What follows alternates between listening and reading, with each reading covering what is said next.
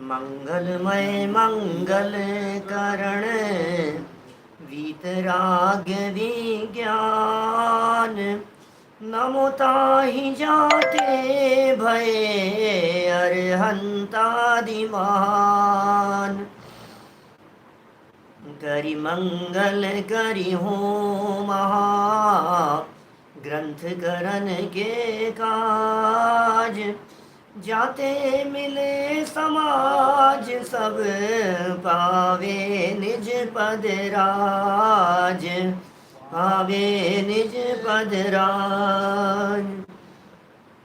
सो निज भाव सदा सुखद अपनो करो प्रकाश जो बहुविध भव दुखानी को करी है सत्तानाश करी है सत्तानाश।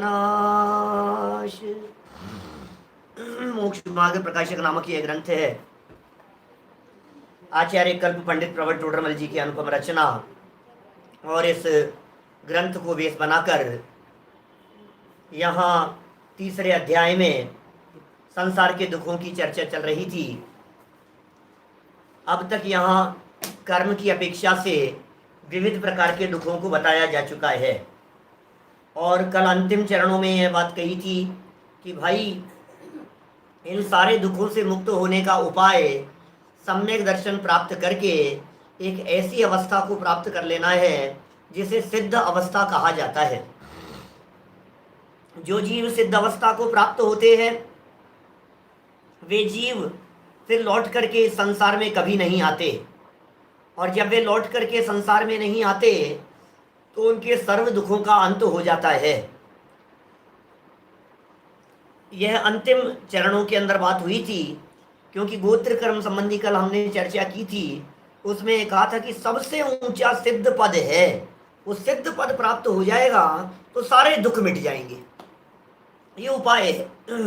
और यदि आप ये चाहते हो कि हमारे सारे दुख मिट जाएं, तो तुम भी उस सिद्ध पद को प्राप्त करने का प्रयास करो। और सिद्ध पद को प्राप्त करने का प्रयास रत्नत्रय है, सम्यक दर्शन, सम्यक ज्ञान, सम्यक चारित्र है। यही मुक्ति का मार्ग है। जब इतनी सब बातें कह दी तो पता है अब आगे क्या कह रहे हैं। देखो कितना प्रैक्टिकल है, सोचना जरा गंभीरता से। शिष्य ये कहता है ऐसा मोक्ष तो ठीक है, लेकिन ऐसा नहीं हो सकता कि यहीं रह करके सुखी हो जाए। ऐसा नहीं हो सकता है क्या कि यहीं रह करके यदि हम सुखी हो जाएं, यदि कुछ इस तरह की व्यवस्था हो सकती हो तो वो बताओ, वो थोड़ा सा ठीक रहेगा। आपकी बात तो ठीक है, सिद्ध अवस्था वाली बात। देखो कितना प्रैक्टिकल है। जैसे किसी व्यक्ति के आंख में तकलीफ है, डॉक्टर को दिखाया और डॉक्टर साहब ने कहा भैया तुम्हारी तो आंखें बदलनी पड़ेगी। तो ये कहता है यार जो है वही सही नहीं हो सकती है क्या। घुटनों में प्रॉब्लम है और डॉक्टर ने कहा ऑपरेशन करना पड़ेगा, बदलना पड़ेगा। तो ये कहता है यार ऐसा नहीं हो सकता कि इसी में हो जाए कुछ काम। तो जब टोडरमल जी से बात हुई और टोडरमल जी ने कहा कि भैया सारे दुखों का अंत तो सिद्ध अवस्था होने पर होगा, तुम वो कोशिश करो सिद्ध दशा प्राप्त करने की, प्रकट करने की। ये कहता है पंडित जी बात तो आपकी बहुत अच्छी है, सिद्ध अवस्था प्रकट करने की बात कह रहे हो, सिद्ध बनने की बात कह रहे हो, लेकिन हमारा एक प्रश्न यह है कि यार कुछ ऐसा करो ना कि हम सिद्ध, क्योंकि वहां से फिर वापस नहीं आ सकेंगे। कुछ ऐसा बता दो कि यहीं रह करके हम सुखी हो सके, कुछ ऐसा बताओ। तो टोडरमल जी क्या कह रहे हैं आगे, दूसरा पॉइंट, 6 नंबर का पॉइंट। पहले पॉइंट में कर्मों की अपेक्षा से दुख बतलाया था, अब दूसरे पॉइंट में कह रहे हैं पर्याय की अपेक्षा से, पर्याय की अपेक्षा से दुख, पर्याय की अपेक्षा से दुख कह करके टोडरमल जी कहना चाह रहे हैं कि सुनो भाई, इस संसार दशा में जितनी अवस्थाएं होती है तुम खुद निर्णय कर लेना, हम तो तुम्हारे को एक एक अवस्था दिखा देते हैं। तुम कह रहे हो ना कि हमें मोक्ष के बिना यही बतला दो, तो हम कह रहे हैं सुनो, एक इंद्री में देख लो, विकलत्रयों में देख लेना, फिर पंचेंद्रियों में देख लेना, नरक में देख लेना यदि तुम्हारे को मिल जाए तो, त्रियंच अवस्था भी दिखा देंगे, देव अवस्था भी दिखा देंगे, मनुष्य अवस्था भी दिखा देंगे। बोले हमारा काम तो इस संसार दशा की सारी अवस्थाओं को तुम्हारे को दिखाने का है। फिर तुम निर्णय कर लेना कि मोक्ष के बिना यदि यहाँ किसी पोजीशन में सुख दिखता हो तो मत जाना मोक्ष, कोई बात नहीं। देखिए पिछली वाली लाइन से, पिछले वाले प्रकरण से कितना तत्काल जुड़ता है यह प्रकरण। ये व्यवस्थित पॉइंट को आगे बढ़ा दिया है पंडित जी साहब ने। कर्मों की अपेक्षा से दुख बतलाते हुए कह दिया कि भाई सिद्ध दशा उससे सुखी होंगे। उसने कहा यार यही नहीं हो सकता है, हो तो सकता है, हो तो सकता है, यही यही बतला दो ना कुछ हो जाए। हमने कहा भैया हम तो कह रहे हैं सिद्ध दशा के बिना सुखी होगा नहीं, हम तो ये कह रहे हैं। अब तू यदि मानता नहीं है तो तू हमारे कहने से एक बार सारी पर्यायों को देख ले। पर्याय अपेक्षा से दुख बतला रहे हैं, पर्यायों की अपेक्षा से अब इसी दुख का वर्णन करते हैं। इसी दुख का, दुख तो यही है कर्म अपेक्षा से, क्योंकि पर्याय भी कर्म के उदय से ही प्राप्त हुई है।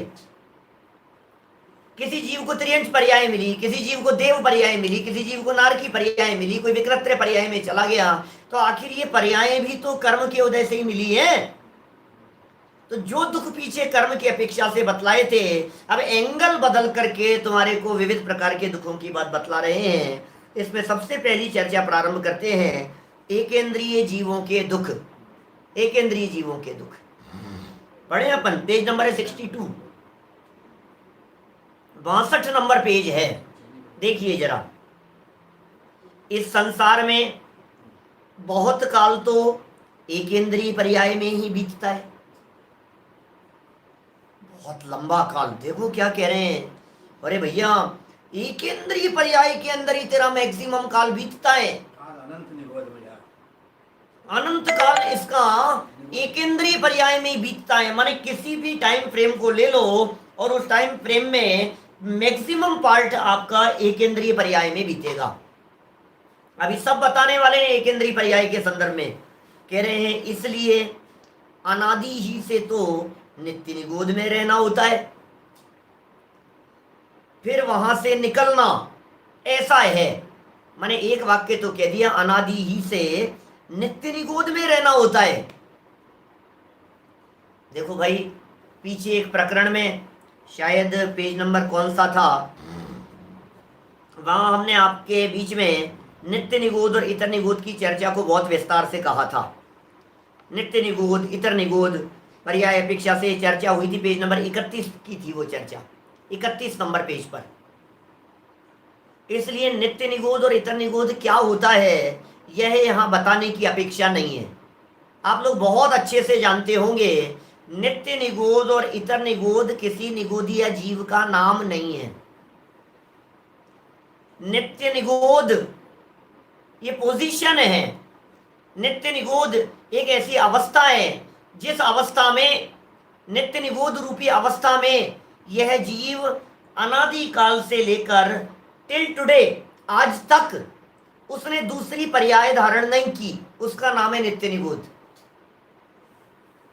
ऐसा नहीं है कि वो कभी दूसरी पर्याय धारण करेगा नहीं, करेगा, कर सकता है, कभी भी कर सकता है।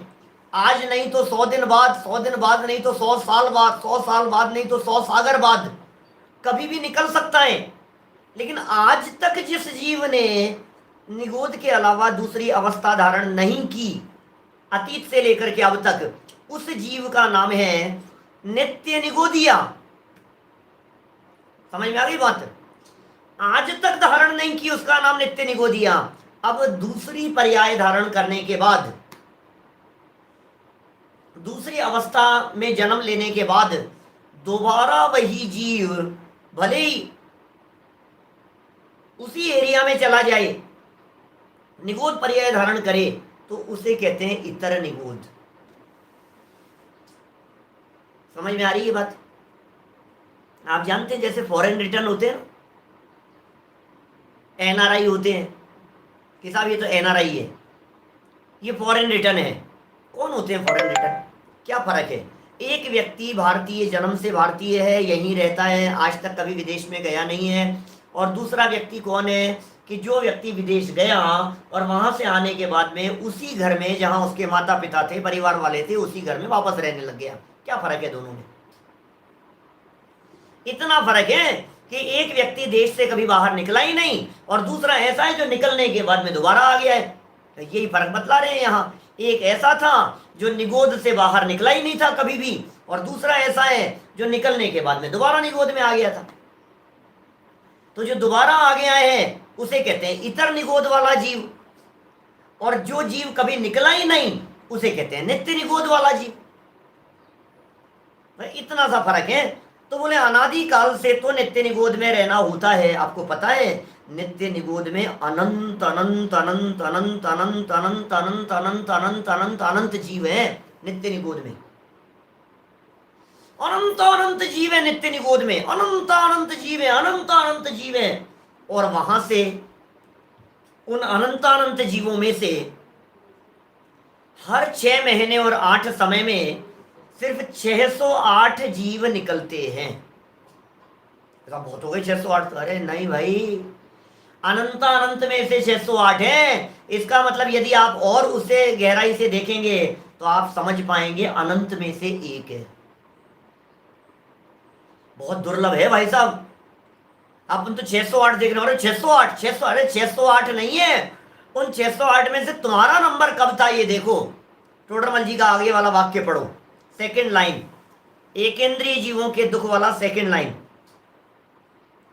नित्य निगोद में रहना होता है अनादि से, फिर वहां से निकलना ऐसा है कि जैसे भाड़ में भुंजते हुए, भाड़ में भुंजते हुए, भुंजना क्या होता है?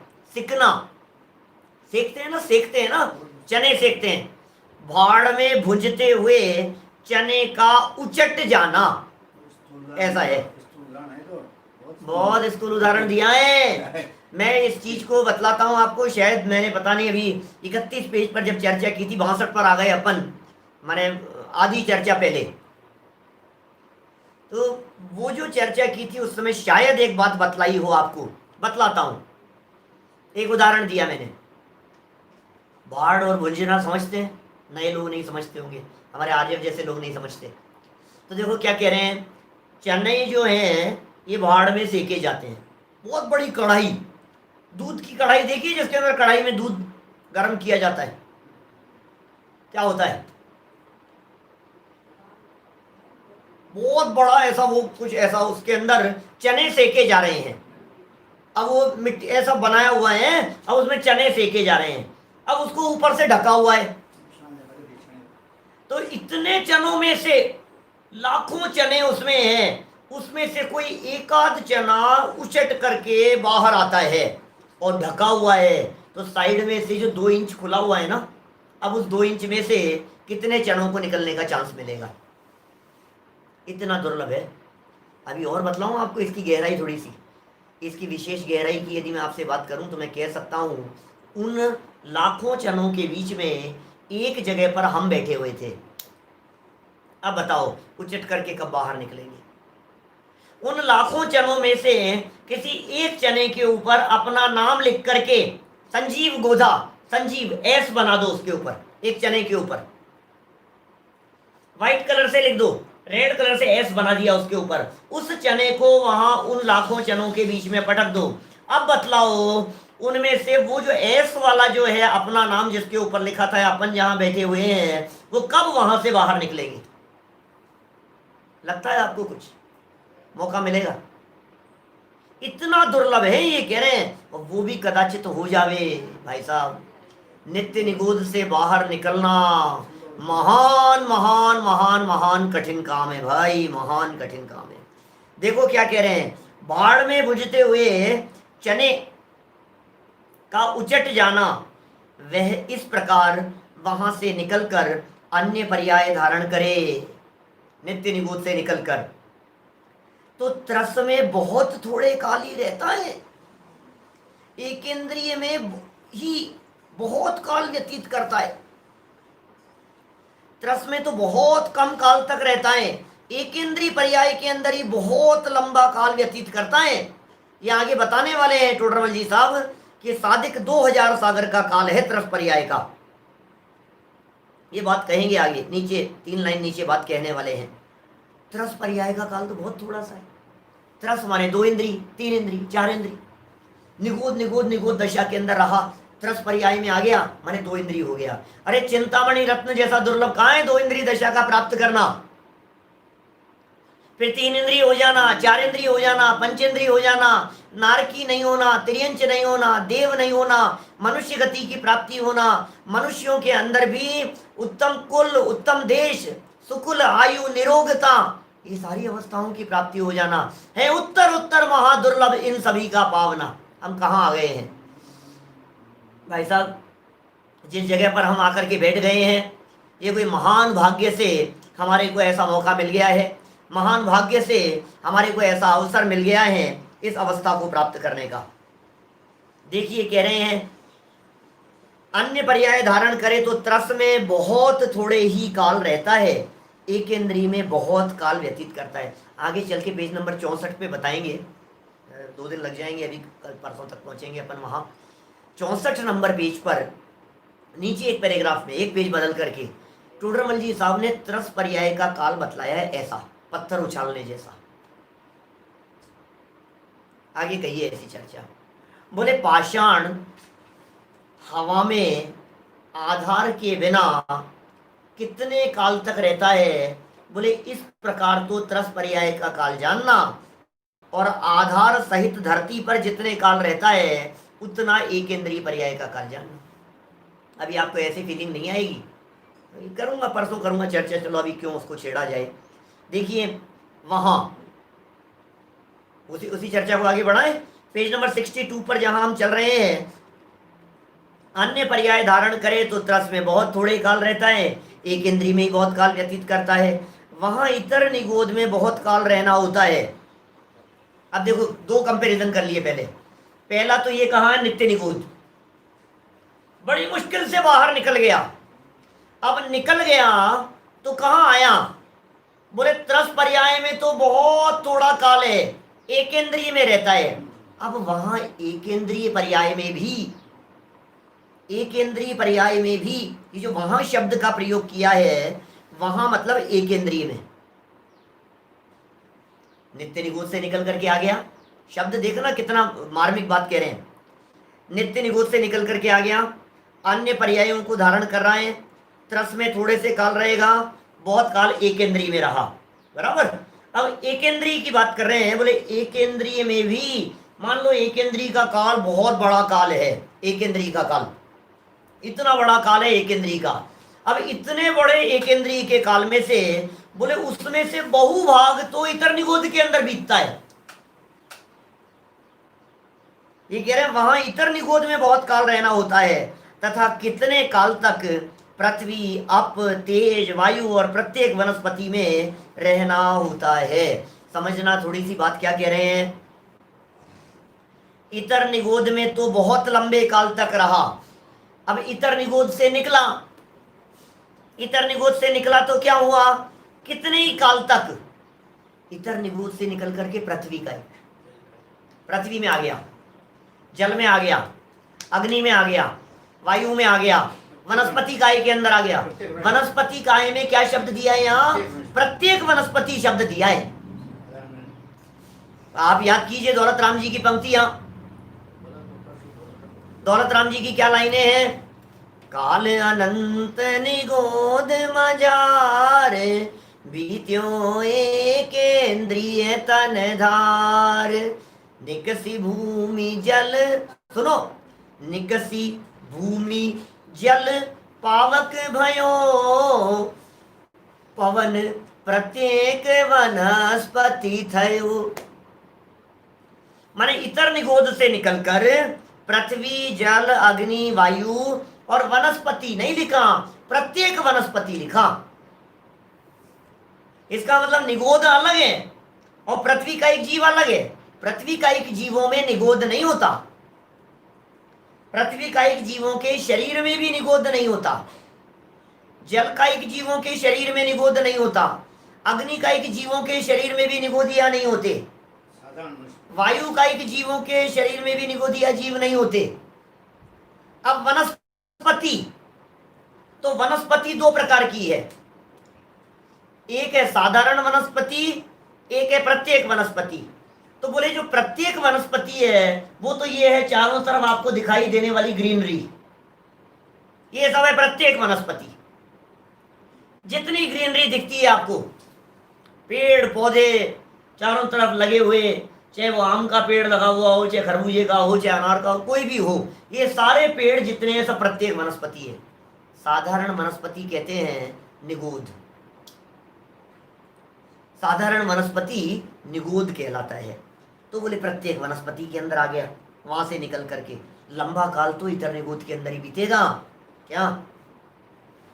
फिर नित्य निगूढ़ से निकलकर बाद में त्रस में रहने का उत्कृष्ट काल, क्या निगूढ़ से निकलकर, ये नित्य शब्द यहाँ है, एक बार देखना चाहिए कहीं मिसप्रिंट तो नहीं है। नित्य निगूढ़ से निकलकर इन पर्यायों में आ गया, फिर इतर निगूढ़ के अंदर बहुत लंबे काल रहा, इतर निगूढ़ से निकलकर बाद में त्रस पर्याय में रहने का उत्कृष्ट काल तो साधिक 2000 सागर ही है। क्या त्रस पर्याय में कितने टाइम के लिए आता है भैया? साधिक 2000 सागर, बस 2000 सागर से ज्यादा नहीं। कोई भी व्यक्ति त्रस पर्याय में 2000 सागर से ज्यादा नहीं रहेगा। मैक्सिमम, ये मैक्सिमम है, ध्यान देना।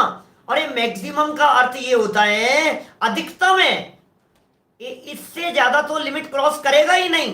और मिनिमम कितना है? बोले त्रस पर्याय में आया, 2 दिन के लिए रहा और वापस एकेंद्री में चला गया।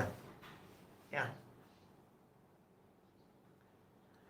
त्रस पर्याय में आया और त्रस पर्याय में आकर चींटी बना, लट बना, किसी के द्वारा मारा गया, मर गया और वापस एकेंद्रीय पर्याय में चला गया, निगूढ़ दशा के अंदर चला गया, इतर निगूढ़ में चला गया। इसकी त्रस पर्याय का 2000 सागर वाला काल पूरा हो गया। हम क्या बताएं आपको? साधिक 2000 सागर के लिए त्रस पर्याय प्राप्ति की चर्चा चल रही थी ना। 2000 सागर के लिए, 2000 सागर, आपको लगेगा बहुत बड़ी चीज है साहब 2000 सागर, तो क्या बात कर रहे हैं आप? 2000 सागर तो बहुत बड़ा होता है। कि सुनो सुनो, 2000 सागर क्या बड़ा होता है आपको अंदाजा नहीं है। अनंत काल के सामने 2000 सागर समुद्र में बूंद बराबर है। वो 2000 भी पूरा मिल जाए तब ना। क्या 2000 सागर पूरा कहां मिलेगा? ये तो मैक्सिमम बात कह रहे हैं। मैक्सिमम का अर्थ ये होता है जैसे पंचम काल में मनुष्यों की आयु कितनी है? बोले 120 वर्ष की उत्कृष्ट आयु है। पंचम काल की उत्कृष्ट आयु कितनी है? 120 वर्ष की। अब 120 साल तक कौन कौन जिंदा रहेंगे बताओ? कोई 80 में चले जाएंगे, कोई 20 में चले जाएंगे, कोई 5 साल के होकर के मर गए, कोई 35 साल के होकर के मर गए। 120, कोई 90 के होकर के मर गए, कोई 105 के होकर के मर गए, कोई 115 वर्ष के होकर के मर गए। तो ये तो मैक्सिमम है 2000 सागर। तो 2000 सागर के पहले ही भाई साहब बैक टू पवेलियन, वापस नित्य निगूढ़ में दोबारा जाएगा नहीं, वापस एकेंद्रीय पर्याय में इतर निगूढ़ के अंदर चला गया। ये कह रहे हैं साधिक 2000 सागर ही है त्रस पर्याय में रहने का काल। और एकेंद्रीय पर्याय में रहने का काल कितना है? सुनो जरा, पैरों के नीचे से जमीन खिसक जाए भाई साहब, ऐसी बात कह रहे हैं। दिल दहला देने वाली बात कह रहे हैं एकेंद्रीय पर्याय में। सोचो यदि इस पर्याय में आत्मकल्याण नहीं किया, सोचो यदि इस पर्याय में हमने इस मनुष्य जीवन को सफल सार्थक करने का प्रयास नहीं किया। एक बार गहराई से विचार करो, हमने वस्तु स्वरूप का विचार नहीं किया, आत्मा और परमात्मा को जानने का प्रयास नहीं किया। मैं कौन हूं यदि अपन ने इस बात को पहचानने की कोशिश नहीं की, मैं कौन हूं ये कोशिश यदि हमने नहीं की, तो फिर क्या होगा? क्या स्थिति हो जाने वाली है?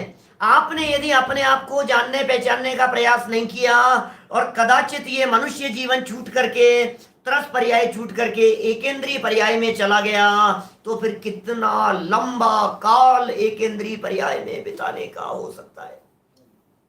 सोचो जरा। ये कह रहे हैं एकेंद्रीय पर्याय में रहने का उत्कृष्ट काल असंख्यात पुद्गल परावर्तन है। असंख्यात पुद्गल परावर्तन है मात्र, असंख्यात पुद्गल परावर्तन मात्र है। क्या होता है भाई साहब? ये पुद्गल परावर्तन क्या होता है? आप कह रहे हो असंख्यात पुद्गल परावर्तन मात्र है, ये असंख्यात पुद्गल परावर्तन क्या होता है पंडित जी, ये तो बताओ। हम क्या बताएं भाई साहब, परावर्तनों की चर्चा है, परावर्तन तो परावर्तन होते हैं।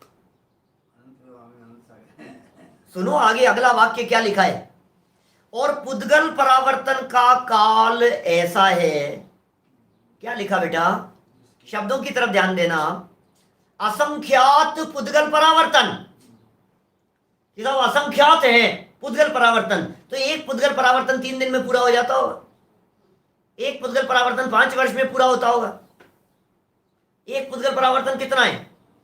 बोले पुद्गल परावर्तन का काल ऐसा है कि जिसके अनंतवें भाग में भी अनंत सागर होते हैं। ओहो क्या कहें भाई साहब, क्या करें, दिमाग काम नहीं करता है। ओ एकेंद्रीय पर्याय के दुखों की दशा देखो आप, अभी दुख नहीं बतलाए, अभी तो एकेंद्रीय पर्याय के काल की बात बतला रहे हैं। एकेंद्रीय पर्याय में कितना काल व्यतीत करता है, उस काल की गणना मात्र आपको बतला रहे हैं कि यदि ये मनुष्य जीवन 70 वर्ष का जीवन, 80 वर्ष का जीवन, 100 वर्ष के आपका ये जीवन पूरा हो जाए मान लो, और एकेंद्रीय में चला गया, तो फिर कब निकलेगा? जीव मानने को तैयार नहीं होंगे लोग तुझे। तूने अपने आप को चेतन नहीं समझा, तुझे चेतन कौन समझेगा? अपने आप को हमने आत्मा स्वीकार नहीं किया, हमारे को आत्मा कौन स्वीकार करेगा? बोलो। हमने अपने आप को जानने का प्रयास नहीं किया, दुनिया ये कहेगी जड़ है ये तो, पत्थर है ये तो, अरे कुछ नहीं है, हटाओ कुछ नहीं है इसमें, जीव ही नहीं है ये तो, ऐसा कहेंगे। और हजारों हजारों वर्षों तक, हजारों हजारों वर्षों तक किसी एक अवस्था में, फिर दूसरी अवस्था के अंदर चला गया, फिर वहां, कितने लंबे काल तक असंख्यात पुद्गल परावर्तन। पुद्गल परावर्तन का आइडिया समझो, थोड़ा आइडिया देते हैं आपको, पुद्गल परावर्तन क्या चीज है। परावर्तन नहीं समझा रहा हूं, परावर्तन नहीं समझाऊंगा। पंच परावर्तनों के ऊपर मेरे शायद 2-3 प्रवचन है यूट्यूब पर, मंगलायतन में किए थे, वो आप वहां से देख सकते हैं। पुद्गल परावर्तन, लेकिन आइडिया टोडरमल जी की लाइन का खुलासा तो करना पड़ेगा ना। एक पुद्गल परावर्तन पकड़ लो आप, एक पुद्गल परावर्तन। अब पंडित जी साहब के इस वाक्य को देखना, एक पुद्गल परावर्तन, उसके अनंत पार्ट करो, अनंत हिस्से करो। बेटा क्या कह रहा हूं, एक पुद्गल परावर्तन है, टाइम पीरियड है, टाइम फ्रेम है पुद्गल परावर्तन। बोले उस पुद्गल परावर्तन के अनंत हिस्से करो। अब एक हिस्सा उठाओ, बोले उस एक हिस्से में अनंत सागर बीत जाते हैं। फिर दूसरा हिस्सा अनंत सागर, फिर तीसरा हिस्सा अनंत सागर, फिर चौथा हिस्सा अनंत सागर, अनंत सागर, अनंत सागर, अनंत सागर, अनंत सागर, अनंत सागर, अनंत सागर, कहां तक चलेंगे? अनंत सागर, अनंत बार। पुद्गल परावर्तन समझा रहा हूं। अनंत सागर एक बार पूरे हो, फिर अनंत सागर दूसरी बार पूरे हो, फिर अनंत सागर तीसरी बार पूरे हो, फिर अनंत सागर चौथी बार पूरे हो, ऐसे अनंत सागर अनंत बार पूरे हो जावे, अनंत सागर अनंत बार पूरे हो जावे, तो एक पुद्गल परावर्तन होता है। और ऐसा एक पुद्गल परावर्तन एक बार, फिर दोबारा दूसरी बार पुद्गल परावर्तन, फिर तीसरी बार पुद्गल परावर्तन, फिर चौथी बार पुद्गल परावर्तन, ऐसे असंख्यात बार पुद्गल परावर्तन पूरे हो जावे, तब तक यह जीव एकेंद्रीय पर्याय से निकल करके बाहर नहीं आता। समझ में आ रही है कुछ बात? क्या कह दिया है भाई साहब? दिमाग काम नहीं करता है, दिमाग काम नहीं करता है भाई साहब, खोपड़ी काम नहीं कर रही है। ये क्या है? ये काल, दिल दहलता है, ये चीज छूट जाए। तुझे मौत दिखती है ना तुझे को, ये चला जाएगा तो क्या होगा? तुझे ये घबराहट दिखती है ना कि ये 70,000 का मोबाइल खरीद करके लाया हूं, ये टूट जाएगा तो क्या होगा? घबराहट दिखती है ना, चला जाएगा। तुझे इस प्रकार की टेंशन दिखती है ना, 3 मिनट के लिए तेरा मोबाइल नहीं मिल रहा है, कौन चला गया, कहीं नहीं दिख रहा है, छोड़ दिया। ऐसे सोचो आप, ऐसी हालत हो जाती है। किसी रेलवे स्टेशन पर आपकी सीट पर यदि 30 सेकंड के लिए आपको अपना मोबाइल नहीं दिखा तो आपकी घबराहट क्या होती है? चले जाने से जो घबराहट है, सुन, एक बार यदि ये चला गया तो फिर मिलना अनंत अनंत अनंत अनंत काल में महादुर्लभ है। हम क्या बताएं आपको, दुर्लभता समझ में आनी चाहिए। और यदि ये दुर्लभता समझ में नहीं आई आपको तो आप सचेत नहीं होंगे, आप जागृत नहीं होंगे, आप पुरुषार्थ नहीं करेंगे अतीन्द्रिय आनंद प्राप्त करने का। ये मौका मिल गया है अतीन्द्रिय आनंद प्राप्त करने के लिए, ये मौका मिल गया है सम्यक दर्शन प्राप्त करने के लिए। सुनो, एक ही उपाय है। यदि सम्यक दर्शन की प्राप्ति हो गई तो फिर एक इंद्रिय कट जाएगा, फिर विकल्पत्रय कट जाएगा, फिर उस अवस्था के अंदर जन्म नहीं लेगा तू, फिर सैनी पंचेंद्रिय होगा, फिर देवगति में जाएगा सम्यक दर्शन लेने के बाद में। तो फिर मनुष्य होकर के तेते चय नर जन्म पाए मुनि वै शिव जावे, मनुष्य होकर के मुक्ति की प्राप्ति कर लेगा। मार्ग यहां से शुरू होता है भाई साहब। ये मार्ग शुरू करने के लिए प्रयास करो। इस ग्रंथ का नाम है मोक्ष मार्ग प्रकाशक। अपने जीवन में, अपनी लाइफ में मोक्ष के मार्ग का प्रकाश करने का प्रयत्न करो।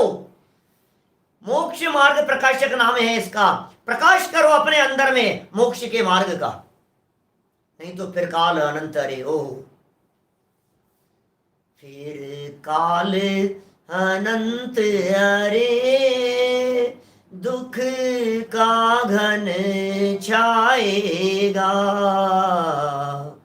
यदि नर भव चूका तो भव भव पछताएगा। यदि नर भव चूका तो भव भव पछताएगा। निकलने का कहां चांस मिलेगा भाई साहब, निकलने का कहां चांस मिलेगा। कैसी पोजीशन है साहब। अनंत जीवों में से एक को चांस मिले तो कुछ ऐसा लगता है मेरे को तो चला ही गया, फिर कहां चांस है। अरे किसी जगह पर किसी पोस्ट के लिए 1000 लोग अप्लाई करने वाले हों और आप सोच रहे हो तो आप कहो यार हजारों में अपना कहां नाम आएगा। 50,000 लोगों ने किसी पोस्ट के लिए अप्लाई किया हो और वैकेंसी एक पोस्ट के लिए हो, एक पोस्ट है, सिर्फ सिंगल पोस्ट, और 50,000 लोगों ने अप्लाई किया है, तो आपको लगता है कि आपका नंबर आएगा? चांस ही नहीं है। 50,000 में से एक को चांस मिलना है, कोई मतलब ही नहीं है। अनंत में से एक को चांस है। अभी 50,000 में से एक को चांस नहीं है भैया, यहाँ तो अनंत में से एक को चांस है। मैं कभी कभी इस परिस्थिति को इस प्रकार से बतलाता हूं हमारे साथियों के बीच में, साधर्मियों के बीच में, कि सुनो, सिलेक्शन अनंत थे। एक का सिलेक्शन होना था नित्य निबोध से निकलने के लिए, हमारा सिलेक्शन हो गया। हम कितने भाग्यशाली हैं आर्यो। अनंत का सिलेक्शन, अनंत में से एक का सिलेक्शन होना था, हमारा चांस बन गया, हम वहां से बाहर आ गए। बाहर आने के बाद एक इंद्रिय पर्याय में, निगूढ़ पर्याय में अनंत थे, एक को चांस मिलना था, हमें मिल गया। निकसी भूमि जल पावक भयो। असंख्यात थे वहां, उन असंख्यात में से एक को चांस मिलना था 2 इंद्रिय पर्याय में आने का। 2 इंद्रिय में बहुत थे, 3 इंद्रिय में आने का एक को चांस मिलना था। 4 इंद्रिय में, 5 इंद्रिय में, उत्तर कहां आ गए हैं, कौन सी जगह पर आकर के खड़े हो गए हैं। मैं कभी कभी कहता हूं ये जो है ना लेवल ऐसे चढ़ने का, चढ़ता जा रहा है, चढ़ता जा रहा है, चढ़ता जा रहा है, चढ़ता जा रहा है, चढ़ता जा रहा है, ऐसे ऐसे ऊपर चढ़ता चला जा रहा है। ये ऊपर चढ़ते चढ़ते चढ़ते चढ़ते कहां तक आ गया? इस लेवल तक आ गया। अब कह रहे हैं यहां आने के बाद, बोले ये टॉप लेवल पर आ गया, अब यहां से आने के बाद में ये गिरना है। अब यदि यहाँ के आने के बाद में कदम बढ़ाया तो सम्यक दर्शन, और कदम नहीं बढ़ा तो बैक टू नीचे, डाउनफॉल होने वाला है। इससे अच्छी अवस्था आपको अगले जन्म में नहीं मिलेगी, भूल जाओ आप। इससे अच्छा मौका नहीं मिलेगा, इससे अच्छा काल नहीं मिलेगा आपको। ऐसा अवसर आज के 25 साल पहले भी नहीं था, ऐसा अवसर आज के 100 साल पहले नहीं था। पहले का काल भी खराब, और आगे आने वाला काल पता नहीं कैसा होगा, क्योंकि हम नहीं रहेंगे। आगे काल की क्या बात करें, 25 साल बाद में हम नहीं रहेंगे, 50 साल बाद में हम नहीं रहेंगे। हमारे को गुरुदेव मिल गए भाई साहब, गुरुदेव, ये वीतरागी तत्व ज्ञान की बात बतलाने वाले व्यक्ति मिल गए, व्यक्तित्व मिल गए हैं हमारे को। हम कितने भाग्यशाली हैं। हूं परमात्मा छू ऐसी बात कहने वाले व्यक्ति मिल गए, द्रव्य दृष्टि से तेरा स्वरूप बतलाने वाले व्यक्तित्व मिल गए। कितना भाग्यशाली है तू, एक बार विचार तो कर, कितना भाग्यशाली है। आज के 100 साल पहले जन्म ले लेता तो कहां था ये अध्यात्म, कहां होती ये चर्चाएं, कहां मिलते, कहां लहते रहते अभिचारी। बोलो, नहीं मिलता मौका हमारे को। 100 साल पहले जन्म ले लेते तो कुछ नहीं था, 70 साल 80 साल पहले जन्म ले लेते तो क्या होता, कुछ भी नहीं। और आज के 100 साल बाद तक तो हम रहेंगे नहीं। हम जिस काल में आ गए हैं, कभी कभी तुम्हें ऐसा कहता हूं, भगवान महावीर स्वामी के समय में भी इतना अच्छा काल नहीं था। अपेक्षा से समझना भाई, घबराना मत। मैं अपेक्षा से बात कर रहा हूं, दृष्टिकोण से बात कर रहा हूं। भगवान महावीर स्वामी के काल में भी भगवान महावीर स्वामी का समोशरण यदि बिहार के किसी एरिया में था तो वहीं के जीवों को लाभ मिलता था। जयपुर का जीव वहां बिहार में जाकर उनके समोशरण का लाभ लेने की हिम्मत नहीं करता था। साधन भी नहीं थे, सुविधाएं भी नहीं थी, कैसे लाभ मिलता बतलाओ मेरे को। जिस समय भगवान महावीर स्वामी की दिव्य ध्वनि गिरी, उसके अलावा एक्स्ट्रा टाइम में कोई व्यक्ति वहां जाएगा तो दिव्य ध्वनि का लाभ नहीं मिलेगा, क्योंकि वो तो पूरी हो चुकी है। 2 घंटा 24 मिनट जितना टाइम है एक बार फिरने का, 2 घंटा 24 मिनट पूरी हुई। अब कहां चांस है? अरे अभी तो हमारे पास में चांस ऐसा है कि वहां जाने की जरूरत नहीं है, आप घर में बैठ करके सुन रहे हैं। जिसको सुनना चाहो उसको सुनो, जब सुनना चाहो तब सुनो।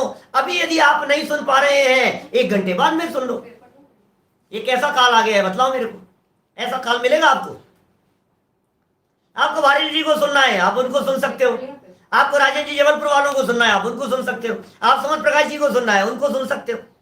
आप बड़े पंडित जी को सुनना है, उनको सुन सकते हो। अरे जिसका नाम लो आप, उस व्यक्ति को लाइव सुन सकते हो, आप घर बैठे सुन सकते हो। 24 घंटे में से आधी रात को आपके घर में वो विद्वान आ सकता है आपको व्याख्यान सुनाने के लिए। कहाँ है, कहाँ था ऐसा अवसर? कौन से काल में आ गए हैं हम लोग? पता है आपको हम कितने भाग्यशाली हैं जो ये अवसर आ गया है हमारे सामने। मत चूको, ये कह रहा हूं। चूक गए तो गए, बस समझ लो आप। गई भैंस पानी में। फिर एक इंद्रिय पर्याय का काल अनंत काल है, अनंत काल। ये कह रहे हैं भाई साहब, क्या बतलाऊं मैं आपको। थोड़ा सा पढ़ा है, ज्यादा समझ लेना एक बार, हम कौन से काल में आ गए हैं। ऐसा ऐसा अवसर कहां मिलेगा? मैं तो सोचता हूं कभी कैसा काल आ गया है। बोलो, मंदिर बंद है, मंदिर दर्शन करने नहीं जा सकते हैं, लॉकडाउन है, घर से निकल नहीं सकते हैं, स्वाध्याय सभाएं नहीं चल रही है, और हजारों लोग सब सुन रहे घर में बैठे नाम ले। ये कैसा काल आ गया? सोचा तो आपने ऐसा काल आ जाएगा? 25 साल पहले ऐसे काल के बारे में सोच सकते थे आप? अकेले ही बैठ करके स्वाध्याय करते रहते 25 साल पहले। जिन व्यक्तियों का मरण 25 साल पहले हो गया है, उन्होंने तो ये दशाएं देखी नहीं है। और जिनका जन्म आज के 50 साल बाद में होगा, उनके साथ पता नहीं क्या होगा। ये तत्व ज्ञान कैसा मिलेगा कि कितनी मिलावट आ जाएगी और कितने तरह के उसमें वो आ जाएंगे। पता नहीं 50 साल बाद में क्या होगा, कौन सा बम विस्फोट होगा। और ये सारी की सारी टेक्नोलॉजी से दुनिया और ये सब ये ऐसे वापस लकड़ी पत्थरों से होगा। वो है ना वाक्य किसी का कहा हुआ, 2 विश्व युद्ध हो चुके हैं, तीसरे विश्व युद्ध किससे होगा ये तो पता नहीं, लेकिन यदि चौथा विश्व युद्ध हुआ तो लकड़ी और पत्थरों से होगा। क्योंकि तृतीय विश्व युद्ध के अंदर सब इस तरह का खत्म हो जाएगा। और जैसे हालात दुनिया में दिखाई देते हैं, ये जो आपस में एक दूसरे के प्रति छींटे उछालते रहते हैं, उसको चाइना वाले पसंद नहीं कर रहे हैं, उसको दक्षिण कोरिया को वो पसंद नहीं है, अमेरिका वालों को वो देश पसंद नहीं है, उसने उसकी बात स्वीकार नहीं की। और सारे लोग इस प्रकार के दिखाई देते हैं जो 3-3 बोतल शराब की पीते हैं रोजाना, जिनके हृदय में करुणा नहीं है, जिनके हृदय में दया नहीं है। बोलो क्या करेंगे? एक विस्फोट वहां किया और वहां से उन्होंने बम विस्फोट किया, और चाइना के साथ साथ में इंडिया, पास में पड़ोसी, सब खत्म। बोलो क्या कर लोगे आप? कैसा समय आएगा पता नहीं, लेकिन हमारे पास जो अवसर आ गया है, ये अवसर महाभाग्य से मिल गया है। ये अवसर खोने जैसा नहीं है। क्या पढ़ा है हमने यहाँ? वाक्य को रट लेना, दीवार पर या माइंड पर सेट कर लेना। असंख्यात पुद्गल परावर्तन, ये असंख्यात पुद्गल परावर्तन तक निकलेगा नहीं वहां से बेटा, क्या करेगा बोल? चांस नहीं मिलेगा तुझे, रोता रहेगा, रोता रहेगा, दुख दुख दुख दुख दुख, इसके अलावा कुछ नहीं है वहां। अब आप कहोगे साहब दुख, क्या दुख है वहां, क्या दुख है? ये चर्चा तो नीचे बतलाने वाले, विस्तार से करने वाले एकेंद्रीय जीवों के दुखों के संदर्भ में। अभी तो कल तक तो कम से कम चलेगी, परसों तक भी चल सकती है। एकेंद्रीय जीवों के दुख बतला रहे हैं टोडरमल जी साहब यहाँ। अभी तक तो सिर्फ काल की चर्चा हो रही है। अनंत काल तो हो गया नित्य निगोध में, इतर निगोध में आया। इतर निगोध का काल कितना है यहां नहीं लिखा क्या है? शायद पहले पढ़ा था क्या अपन ने? ढाई पुद्गल परावर्तन और वो काल पढ़ा था ना अपन ने, आ गई थी शायद पहले चर्चा मेरे ख्याल से। 31 पेज के आसपास की चर्चा थी क्या वो? वही तो पढ़ा था अपन ने क्या? अभी तो दोबारा कहने की कहाँ जरूरत है, पढ़ लिया था 32 नंबर पेज पे। ये तो दोबारा रिवीजन चल रहा है, ऐसा समझ लो आप। नित्य निगोध इतर निगोध के नाम पर रिवीजन कर रहे हैं हम तो। 32 नंबर पेज वाला वो paragraph, second paragraph 32 number page का, उसे रट लो। उस पैराग्राफ को रट लो, उस पैराग्राफ को जो 32 नंबर पेज का पैराग्राफ था। खोलो, वापस खोलो, एक सेकंड दिखाता हूं आपको। खोलिए अपनी पुस्तकों में 32 नंबर पेज खोल करके देखिए, सेकंड पैराग्राफ देखिए इसका। वहां कितने ही काल रहकर वहां से निकलकर अन्य पर्यायों में भ्रमण करते हैं। वहां परिभ्रमण करने का उत्कृष्ट काल पृथ्वी आदि स्थावरों में असंख्यात कल्प काल है। समझ में आ रही है बात? दूसरे अध्याय में 32 नंबर पेज पर था। पृथ्वी आदि स्थावरों में कितना? असंख्यात कल्प मात्र। एक कल्प काल होता है 20 कोड़ा कोड़ी सागर का। 20 कोड़ा कोड़ी सागर का एक कल्प काल, असंख्यात कल्प काल है। कहां? पृथ्वी में जल में, अग्नि में, वायु में। पृथ्वी में जल में, अग्नि, वायु, प्रत्येक वनस्पति, पृथ्वी जल अग्नि वायु, प्रत्येक वनस्पति इनमें। और द्विइंद्रिय आदि पंचेंद्रिय पर्यंत त्रसों में साधिक 2000 सागर है। इतर निगोध में 2.5 पुद्गल परावर्तन है। इतर निगोध में अभी 2.5 पुद्गल परावर्तन, ठीक है। और इतर निगोध से जो कि अनंत काल है, इतर निगोध से निकलकर कोई स्थावर पर्याय प्राप्त कर फिर निगोध में चले जाते हैं। माने देखो, दो अवस्थाएं हो गई। एक हो गई इतर निगोध और दूसरी हो गई पृथ्वी कायादिक स्थावर। दो अलग अलग चीजें हैं, पृथ्वी कायादिक स्थावर और इतर निगोध।